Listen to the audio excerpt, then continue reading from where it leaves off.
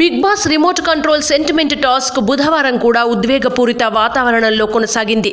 Season చరమాంకానికి చేరడంతో హౌస్లోకి contestants కుటుంబ సభ్యుల్ని ఒక్కొక్కరిగా మంగళవారం నుంచి బిగ్ బాస్ పంపిస్తున్నాడు.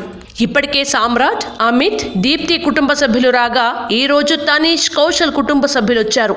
వీరితో పాటు మధ్యలో కొంతమంది ఫ్యాన్స్ కూడా వచ్చి ఫ్రీజ్లో ఉన్న కంటెస్టెంట్స్ ని సరదాగా ఆట పట్టించారు. ఈ రోజు 95వ ఎపిసోడ్ ఆరంభంలోనే తనీష్ తమ్ముడు క్రిష్ హౌస్లోకి ప్రవేశించాడు. అతని ప్రవేశానికి కొద్ది క్షణాల ముందు హౌస్లోని కంటెస్టెంట్స్ ని బిగ్ బాస్ ఫ్రీజ్లో ఉంచాడు. దీంతో లోపలికొచ్చిన క్రిష్ తొలుత తనీష్తో మాట్లాడి ఆ తర్వాత కంటెస్టెంట్స్ అందరినీ పరిచయం చేసుకున్నాడు. ఈ సందర్భంగా తనీష్ని జాగ్రత్తగా ఆడాలని సునిశ్చితంగా హెచ్చరించిన క్రిష్ కొత్త వివాదాన్ని తెరపైకి తీసుకొచ్చాడు. బిగ్ బాస్ రూల్స్ పాటించకపోవడంతో 2 వారాల క్రితం కెప్టెన్సీ పదవిని కోల్పోయిన సమయంలో దీప్తిపై మీకు సానుభూతి ఉంటే కెప్టెన్సీని ఆమెకి తిరిగిచ్చేయమని అడగాలి తప్ప నాకు ఇవ్వండి అని కెమెరా ముందు మీరు అడగడం ఏంటి అని కౌశల్ని ప్రశ్నించాడు. దీంతో ఇప్పటి వరకు ఆ విషయం తెలియని కంటెస్టెంట్స్ కొత్త చర్చకి తెరలేపారు. క్రిష్ వెళ్లిపోయిన తర్వాత బిగ్ బాస్ హౌస్లోకి కౌశల్ పిల్లలు, భార్య వచ్చారు. తొలుత కన్ఫెషన్ రూములోకి వచ్చిన కౌశల్ కూతురు, కొడుకు పప్పా అని ముద్దుగా పిలిచారు. అయితే అప్పటికే బిగ్ బాస్ సూచనతో ఫ్రీజ్లో ఉన్న కౌశల్ ఆ పిలుపు విని తీవ్ర భావోద్వేగానికి గురయ్యాడు.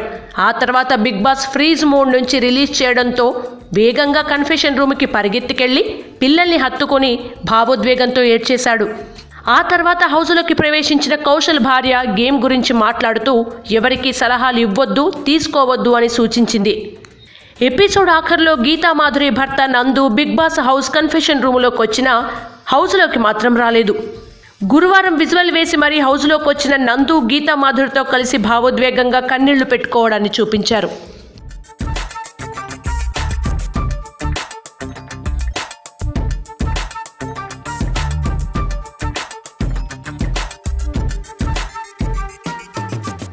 Hello, this is your Nandu.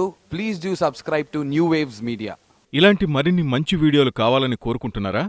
అయితే పక్కనే ఉన్న గంట సింబల్ను క్లిక్ చేయండి. అలాగే సబ్స్క్రైబ్ చేయండి.